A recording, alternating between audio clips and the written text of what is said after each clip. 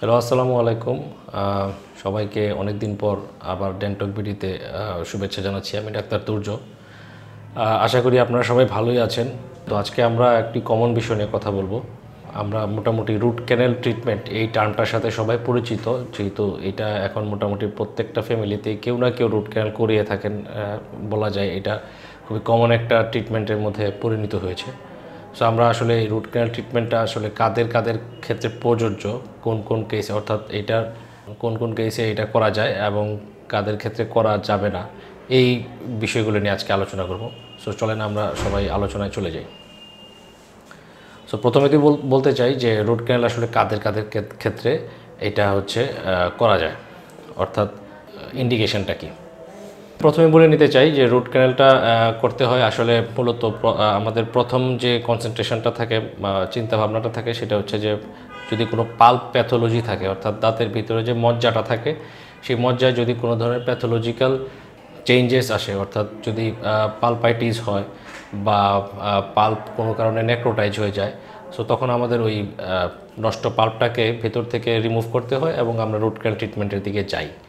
Secondly হচ্ছে যে যদি ওই কোনো পেশেন্টের দাঁতে পেরিএপিক্যালি কোনো লেশন থাকে অথবা ইনফেকশন থাকে, অর্থাৎ দাঁতের গোড়ার দিকে যে অংশটা থাকে ওইখানে যদি কোনো ইনফেকশন হয় বা মাড়ি ফুলে যায়, সেই ক্ষেত্রেও আমরা দাঁতটা না ফেলে দাঁতটা রাখতে চাইলে, অর্থাৎ সংরক্ষণ যদি করতে চান, সেক্ষেত্রে আমরা রুট ক্যানাল করে থাকি।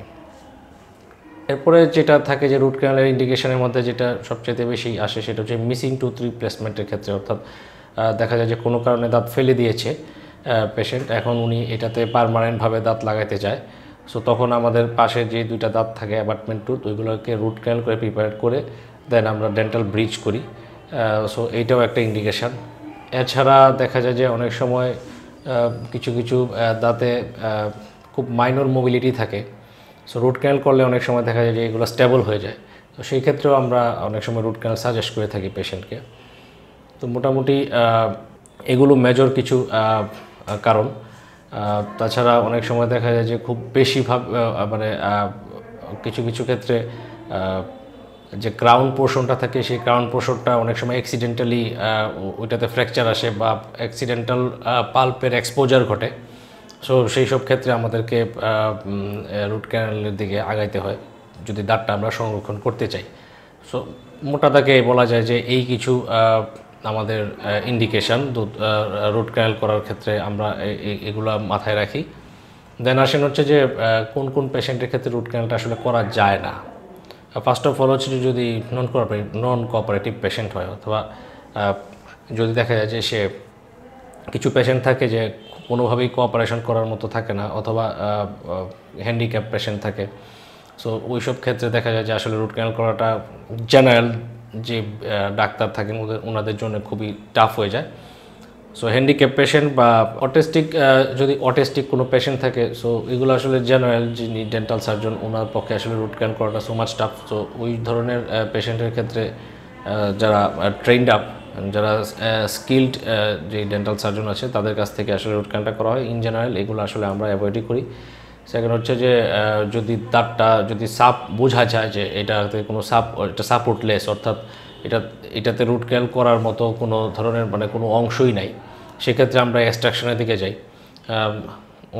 যদি বোঝা যায় যে দাঁতের 1/3 চলে গেছে, ভেঙে গেছে, বা ব্রাউনের বলতে ওইরকম কোনো একটা স্ট্রেংথ বা শক্তিশালী কোনো গোড়া থাকে, সেটা শক্তিশালী যদি না বোঝা যায় যে এটা স্টেবল না, সেক্ষেত্রেও আমরা দাঁতে রুট ক্যানাল করা থেকে বিরত থাকি। তারপর হচ্ছে যে যদি দাঁতে 3rd ডিগ্রি মোবিলিটি থাকে, অর্থাৎ দাঁতটা খুবই নড়বড়ে হয়, সেক্ষেত্রেও আমরা রুট ক্যানাল করি না। এছাড়াও কিছু কিছু ক্ষেত্রে দেখা যায় যে অনেক পেশেন্টের ক্ষেত্রে আইসোলেশনটা করাটা খুব টাফ হয়ে যায়, সেই ক্ষেত্রে আমরা অনেক সময় রুট ক্যানাল করা থেকে বিরত থাকি। এছাড়া মোটামুটি যদি আমাদের পেশেন্টের ক্যাপাবিলিটিও যদি না থাকে রুট ক্যানাল করার মতো, এটাও একটা ফ্যাক্টর। অনেকে আছে যে রুট ক্যানাল করার মতো ক্যাপাবল না, এটা সবার শেষে বলতেছি কিন্তু এটা বলতে হয়, তখন আমাদেরকে অন্য ট্রিটমেন্টে যেতে হয় বা তারটা হয়তো বা ফেলে দিতে হয়। সো মোটা দাগে এই কয়েকটাই ছিল রুট ক্যানালের কী কী ক্ষেত্রে রুট ক্যানাল করা যাবে এবং কোন কোন ক্ষেত্রে রুট ক্যানাল করা যায় না, এই ক্ষেত্রগুলো আপনাদের সামনে তুলে ধরার চেষ্টা করেছি। হোপফুলি নেক্সট টাইম আমরা আরও কিছু টপিকস নিয়ে আপনাদের সামনে হাজির হব। ততদিন পর্যন্ত সবাই ভালো থাকবেন আর যদি আমাদের এই ভিডিওগুলোতে আপনাদের বিন্দুমাত্র মানে একটু যদি আপনারা বুঝেন যে এটাতে আপনাদের হেল্পফুল, সো আপনাদের যারা ফ্রেন্ডস আছে কিংবা যারা আত্মীয় স্বজন আছে এদের কাছে এটা অ্যাটলিস্ট শেয়ার করবেন। সো আজকের মতো বিদায়, আল্লাহ হাফেজ।